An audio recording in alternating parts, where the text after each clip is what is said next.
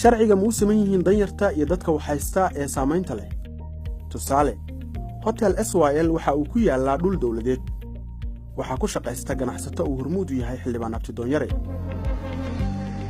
hotel Afrique goobta uu ku yaalo waa dhul dawladeed waxa ku shaqaysta ganacsade Xuseen Guley warshada baastada waxa laga kireeyay shirkadda Hormuud oo awood dhaqaale kula dhammaan gayiga Soomaalida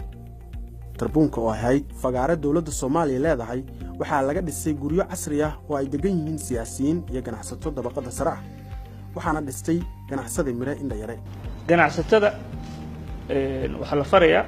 in muddo 30 maalmood ka bilaabanaysa maanta ay ku baneeyaan kalana baxaan waxa la wixii agaba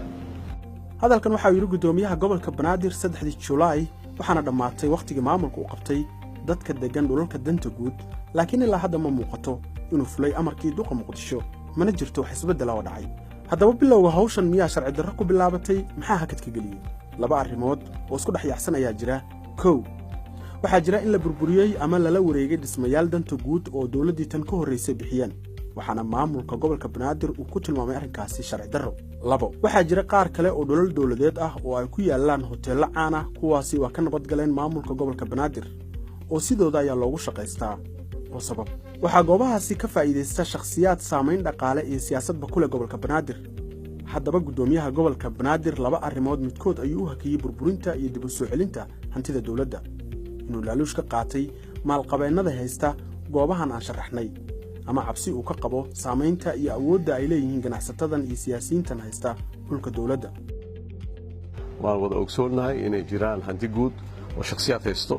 loo fasaxay laga kireeyay laga iibiyay qaar kalena waxa jira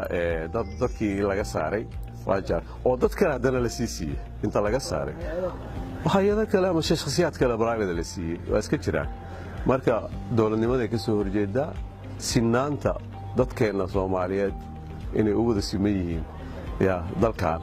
xaq isku xaq siman leeyihiin ay meel uga dhacaysaa